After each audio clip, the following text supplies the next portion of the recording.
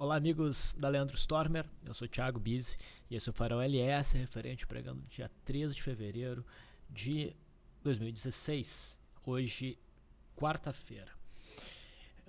Eu ainda estou aqui ajeitando as questões de áudio, de transmissão, pessoal. Então, se vocês puderem fazer a gentileza de darem opinião em relação à qualidade do áudio, principalmente a questão do volume ali no YouTube, onde dá para fazer os comentários, vai ser bastante positivo. É um pouco complicado, o áudio para mim aparentemente está perfeito em termos de volume, mas eu vejo algumas pessoas reclamando que está baixo. Daí eu faço a seguinte pergunta: vocês perceberam que tem como ajustar o volume ali no YouTube? Que dá para ajustar o volume no próprio computador? Eu testei no meu celular, testei em vários lugares. E eu não quero gravar muito áudio, senão pega muito ruído. Mas enfim, acho que estou tentando mais uma vez aqui. Bom, dito isto, vamos para a situação do mercado. Hoje eu posso até dizer ufa, né? A movimentação de ontem do índice, apresentando a maior queda desde, se eu não me engano, agosto de 2011, foi uma surpresa. Né? Era totalmente dentro do script. O mercado desenvolveu algum movimento corretivo, apesar de que acredito que nós estejamos no meio de um processo de alta que vai se estender além da onde chegou, tá? Mas foi um movimento de queda muito forte e aparentemente sem um motivo assim tão significativo. Eu sei que a gente não deve se importar com os motivos, mas foi um pouco estranho e deixou a análise do cenário um pouco complicado, porque a barra de ontem ela pode ser considerada uma barra de ignição. Se o mercado viesse a perder a mínima de ontem, dentro do meu entendimento do mercado, seria uma sinalização de venda, indicaria possível queda até o fundo de janeiro. Então, acho que eu até deixei transparecer isso ontem com vocês. Eu estava torcendo para que o mercado abrisse em gap de alta e conseguisse se recuperar. Muitas vezes a gente tem uma barra meio forte numa direção, né, e o mercado no pregão seguinte pula, não é que pula essa barra, mas consegue anular essa, ou parcialmente anular essa barra, fazendo um movimento forte na direção contrária. Só que isso é mais comum quando essa barra forte ela vem contra a média móvel de 21 períodos e não a favor. Então, ontem o cenário era mais perigoso. Então, era bem importante ver como é que seria a reação do mercado hoje. Eu estava torcendo realmente por esse movimento que nós tivemos. O índice não perdendo a mínima de ontem, o futuro não perdeu a mínima de ontem e o mercado conseguindo demonstrar uma recuperação consistente, robusta. A gente não conseguiu recuperar toda a queda, mas a alta de hoje, que foi de 2,57%, já deixa o cenário bem mais tranquilo. Tá? E agora, a gente já pode até dizer que a gente tem uma figura de possível pivô de alta. Se o mercado conseguir produzir um movimento daqui para frente de alta e romper esse topo aqui, nós teremos um pivô de alta. Um pouco esquisito porque ele fica meio agudo, mas seria um pivô. Tá, e Biz, e se o mercado amanhã cair? Bom, se o mercado amanhã cair e produzir a perda dessas mínimas aqui, não é mais um cenário tão forte na minha leitura de queda. Daí provavelmente a gente realmente viria buscar o fundo aqui de janeiro e a gente estaria num cenário provavelmente mais de congestão. Tá? Mas eu continuo acreditando que é um momento para se aproveitar oportunidades na ponta compradora e ter muito cuidado com operações na ponta vendedora. Mas sei para vocês ontem que a gente teve uma lista enorme de possíveis vendas, né? Mas eu não me sentia muito confortável para buscar essas vendas. Eu me sentia mais confortável para buscar essas operações no intraday, principalmente no setor elétrico. Né? E bom, vamos avançar aqui na situação do mercado. Vamos ao gráfico do mini índice.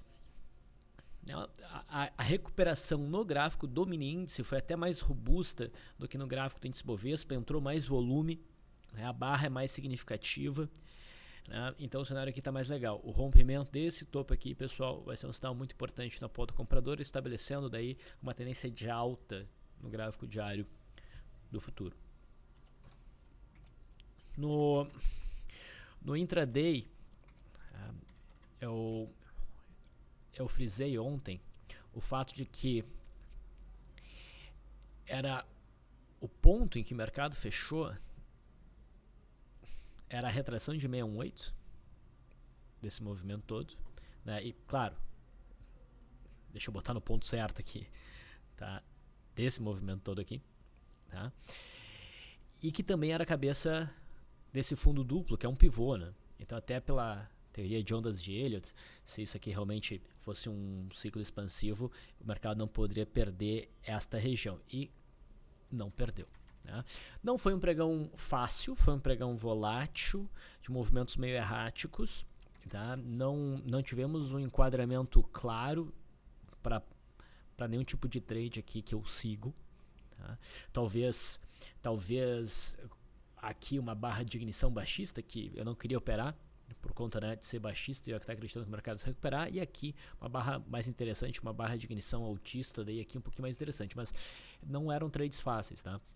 Mas o mercado foi desenvolvendo um movimento ascendente, as médias todas estão por baixo do preço, e acredito que o mercado vai conseguir buscar pelo menos a máxima de ontem novamente, por volta dos 40.260 antes de alguma correção mais significativa no intraday.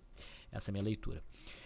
Partindo para o gráfico do mercado americano, o índice Dow Jones, né, fez uma pequena correção, testou a cabeça aqui do pivô e segurou, que era o que a gente esperava. Tá? Já acho que o mercado americano deve voltar a subir, principalmente se a gente tiver a superação da máxima desse candle aqui. Já é um zigue-zaguezinho ascendente, o único problema é a média de 21 períodos, que ainda está descendente. Mas acredito na capacidade do mercado americano de subir. O S&P 500 futuro fez um movimento bastante parecido, né? Testou aqui esse topo anterior e respeitou. Superação da máxima até seria um pontinho para a entrada. Né? Mas, de novo, aqui o cenário ainda está um pouco complicado por conta da forte inclinação baixista da média móvel de 21 períodos. E o dólar, pessoal? Bom, o dólar, a gente já vinha sentindo fraqueza no dólar, né? Só que não havia ainda, tecnicamente, uma entrada clara. Né? O que tinha era só, pelo menos da minha parte, uma percepção de que o dólar realmente ia afundar. Eu estava torcendo para um movimentozinho de alta e até via bom espaço para isso no curtíssimo prazo, um movimentozinho de alta, uma tentativa de repique em cima desse fundo anterior e depois uma pancada para baixo rompendo. Seria o cenário mais fácil para a gente começar a realmente operar o dólar na ponta vendedora. O dólar não fez isso hoje, o dólar deu novo mais uma pancada para baixo, rompe com toda certeza essa zona de suporte aqui por volta dos 4.017 e eu ainda não vejo venda. Ainda não vejo entrada para uma venda. Agora que o mercado rompeu, ele rompe um pouco esticado. A entrada viria, né, de uma recuperação dos preços que fosse como um pullback, que provavelmente testaria esse fundo aqui que foi rompido com a média móvel de 20 períodos descendente. Mas não sei se o dólar vai fazer isso. Eu estou até achando, pela forma como o dólar está se comportando, que ele vai seguir em linha reta para testar o suporte em 3.860. Paciência, não deu a brecha que eu queria. Tá? Vai aumentando as chances de no semanal a gente realmente ver aí um topo duplo no dólar. Né? No intraday, WDOH16, eu fiz um pequeno ajuste aqui no canal de baixa. Inicialmente era um canal mais estreito, com esse movimento de alta que nós tivemos ontem, marcando esse topo, eu reajustei o canal e olha onde nós estamos. Tá? A abertura foi aqui em cima da linha d'água. O mercado, na minha leitura, não deu brecha fácil para trades, a não ser o ponto mais próximo aqui de uma operação seria este candle aqui. Ele tem um quê de Twin Towers, porque o dólar aqui, olha o volume que nós tivemos, ele fez um movimento forte acima dessa região, que era um obstáculo, né, e contra as médias, e acabou virando forte, fechando na mínima. Então aqui era o ponto mais próximo de uma operação. O dólar fecha hoje em cima da linha de retorno do canal de baixa, que me parece bastante consistente. Então, no pregão de amanhã, quinta-feira, se a gente tiver algum setup na ponta compradora no dólar, eu acho que vale a pena aproveitar.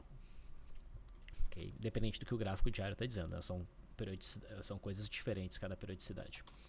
O juro, dei um F18, que a gente está acompanhando agora.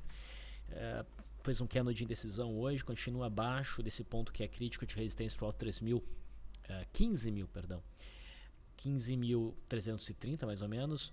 Acredito até na manutenção do movimento de queda para buscar a média móvel de 200 aqui, não é ponto para compra. Indo para as ações, a Vale, apesar da alta de hoje de quase 6%, continua na minha leitura demonstrando fraqueza, tá? É possível compras na Vale? Até é possível, mas para isso vai ser importante, vai ser necessário que a Vale rompa essa LTB de curto prazo com uma barra de força, idealmente acompanhada de bom volume. Fora isso, o cenário não é convidativo. A Vale 3 vem desenvolvendo um movimento lateral, não acionou a barra, o gap de fuga de ontem, não tem acionamento para amanhã, é melhor ficar de fora. Se for buscar a operação na Vale 3, tem que esperar um candle romper esse retângulo, seja para baixo, seja para cima. A tendência favorece o rompimento para baixo. PTR4 faz um martelo dentro de uma zona de congestão meio bagunçada aqui, né? Mas até fica com uma cara de um fundo reflexo. Não me animo a buscar a operação de swing trade na Petro de imediato, mas se tiver algum day trade amanhã na ponta compradora e a gente entrando, o papel desenvolva bem, pode até ser o caso de segurar, né? PTR3 está mais fraca no momento. Se for buscar operações, principalmente na ponta compradora, me parece que dessa vez o gráfico da PTR4 está mais convidativo. Ambev, vamos dar uma olhada em Ambev, vou começar sempre a falar de Ambev. Ambev ontem permitia uma venda pela perda da mínima, tá? A gente teve uma queda aí de 1,65%. Se a gente for pegar a volatilidade, ainda não alcançou o alvo, tá? Não alcançou o alvo. Tendo buscado trade no intraday, a gente teve um rompimento de linha d'água aqui, ó. Linha d'água até aqui, o rompimento foi interessante. A gente teve uma queda de 1,20%. Vamos ver se pegou o alvo. Facilmente, né? O alvo seria quase 0,70. Então aqui, quem buscou day trade conseguiu se dar bem. E no caso de quem vendeu Ambev, tá? No gráfico diário, eu não acho uma boa segurar essa venda. Eu colocaria o stop acima da máxima do candle de hoje, com toda certeza. Parece ser apenas um pullback desta LTB que foi rompida, e no semanal a gente tem aqui uma barra de ignição. Se o mercado superar essa máxima aqui, que ficaria acima do stop que eu estou mencionando, mas se o mercado superar esse ponto aqui, provavelmente a gente vai ver Ambev rumando para o topo histórico, né, dentro desse megafone aí. Siderurgia, vamos passar rapidinho. Gerdau chegou a perder a mínima de ontem, mas não chegou a afundar. Não vejo o gráfico como sendo bonito para qualquer tipo de posicionamento. O CSNA também não gera confiança para nenhum lado dos trades. Os em Minas já não é um papel que interessa mais. Vamos para o setor que interessa mais, que é o setor financeiro. Bradesco, pessoal. Bradesco abriu num gap de alta. Daria até para dizer que foi um Monster Gap, mas não acionou o Monster Gap no intraday, tá? Entrou muito volume em Bradesco, a média de 20 períodos já está para trás. A gente tem um cenário ambíguo, a gente pode até pensar em venda pela perda mínima, considerando aqui um trade de correção, porque a média ainda aponta para baixo, ou trabalhar isso como um gap de fuga, na superação da máxima desse candle. Eu prefiro trabalhar como gap de fuga, eu não faria vendas nesse papel, tá? E eu focaria bastante no intraday. A gente tem essa congestão em gaps desenhando. Talvez no intraday possa surgir uma entrada talvez mais nítida, tá? Então, Bradesco acho que vai conseguir desenvolver um movimento de alta para pelo menos buscar essa faixa dos 20 e talvez fechar esse gap que a gente tem aqui no finalzinho de dezembro, tá? Itaú se recuperou razoavelmente da pancada de ontem, não foi um Monster Gap. O candle de hoje até abre espaço para o papel se recuperar, mas eu não vejo aí um enquadramento muito bom para entradas. A gente ainda está com a média de 20 períodos sendo um problema, a gente ainda tem esse fundo anterior aqui sendo um problema, então melhor é ficar de fora até que Itaú consiga romper o topo que foi formado. A partir daí o cenário fica mais claro, tá? O mesmo em relação a Itaúsa. No curtíssimo prazo, Itaúsa parece mais forte, parece que quer fechar esse gap aqui mais rápido do que Itaú, tá? Mas ambos os papéis só ficam realmente convidativos para posicionamento na compra com o rompimento desse topo formado, até o que isso acabaria gerando também um pivô de alta, né? Banco do Brasil mostra fraqueza. Banco do Brasil subiu muito pouco hoje, 1,3%. Tá? Se porventura tivermos um pregão baixista amanhã, Banco do Brasil pode ser uma alternativa para vendas de day trade. Tá? O papel demonstrou fraqueza ao longo do pregão de hoje. Que mais? A gente vem falando de Banrisul, né? Banrisul também não conseguiu demonstrar muita força, mas pode estar desenhando um pivô.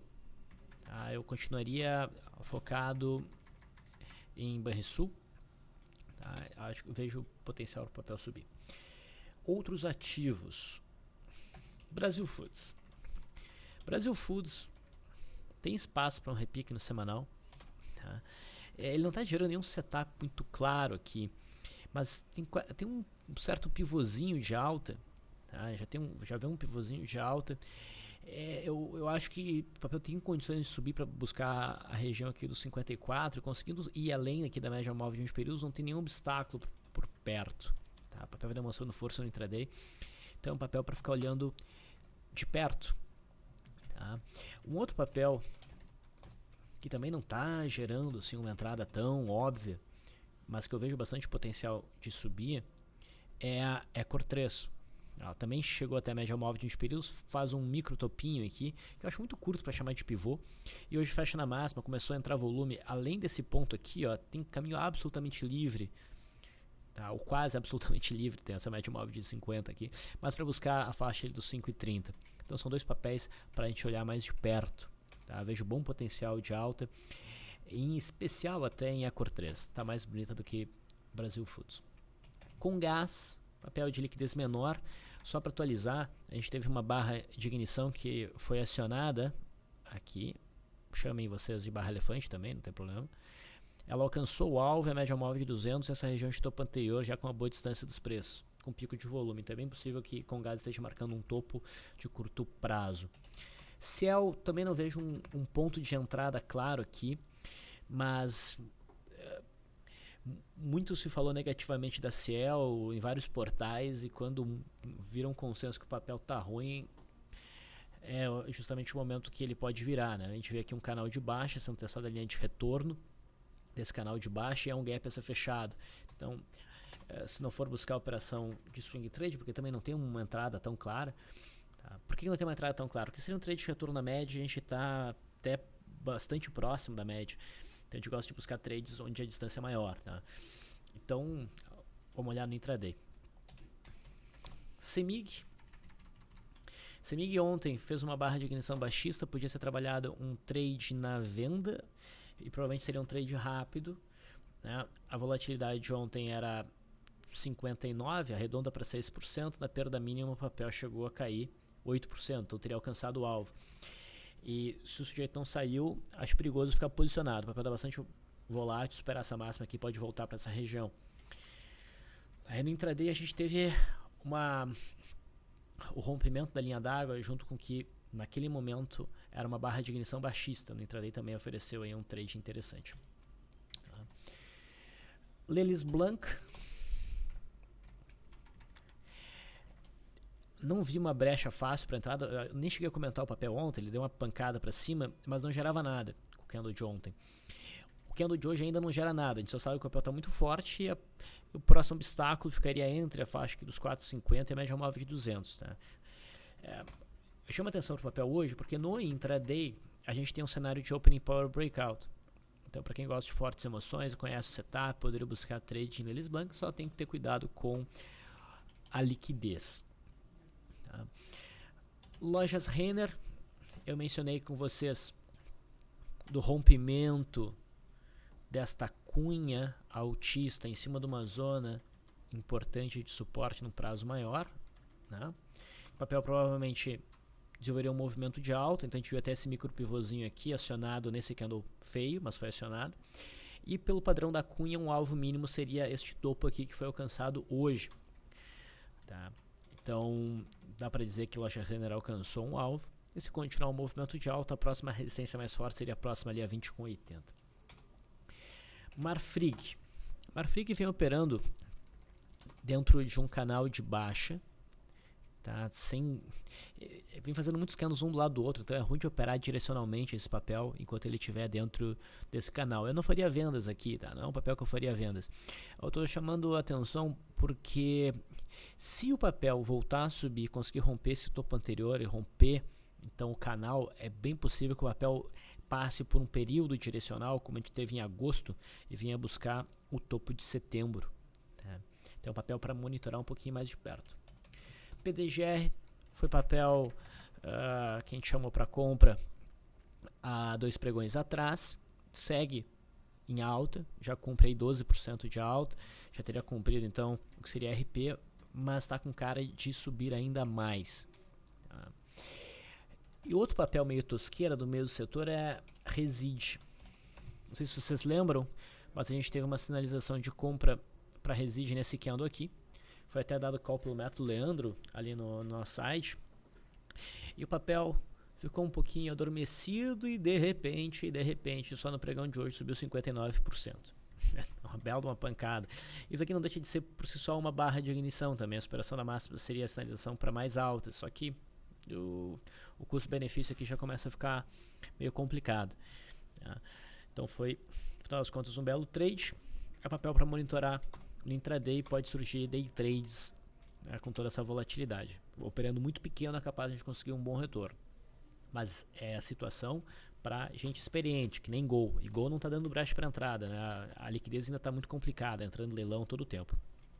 Se bem que hoje fechou as bandas, pode ser que na quinta, então amanhã, tenha alguma coisa interessante para fazer nesse ativo. Também chama atenção para Marco Polo. Marco Polo vai ganhando tração nesse movimento de alta. Não deu brecha, na minha leitura, uma brecha para entrada óbvia. Mas o candle de hoje rompe esses topinhos, depois de andar meio de lado, tem bastante compras, eu venho percebendo bastante compras nesse papel. É possível que o papel dê uma acelerada aí nos próximos dias. Tá? Então só estou chamando a atenção. VVAR11, ontem chamou bastante atenção para uma compra, só que infelizmente pulou aqui o ponto de entrada. Comprar, não botaria mais do que talvez 4, 1% de margem para executar, e o papel abriu, acho que com da mínima, né, foi 2% em relação ao fechamento de ontem. Então eu não vi a entrada clara, mas ainda acho que esse papel vai subir legal e deve buscar o topo de outubro, considerando que isso aqui é uma cunha. Tá? E Fibria, junto com o SUSB5, me chamam a atenção. Tá? Esses papéis deram um bom mergulho e agora estão estressando uma zona onde tem alguns suportes. Tá? Não vi ainda nenhum sinal de reversão, mas já começa a monitorar mais de perto tanto a Fibria quanto a SUSB5, tá? Para um repique. SUSB5 já começa a dar sinais, né? Ela vai testar essa zona toda aqui e já deixou uma sombra inferior. No intraday, esse é o papel mais bonito, né, entre Fibria e SUSB5, a gente já teve o rompimento da CLTB e o papel já faz um primeiro movimento aqui, não um setup primeiro movimento, mas um movimento que pode ser visto como um pivô. Se a gente tiver o rompimento desse topinho aqui, o mercado deve dar uma puxada para buscar a média móvel de 200. Então, pessoal, é isso que a gente teve no pregão de hoje. Vou finalizando por aqui. Espero que as informações aqui tenham sido úteis. Até amanhã.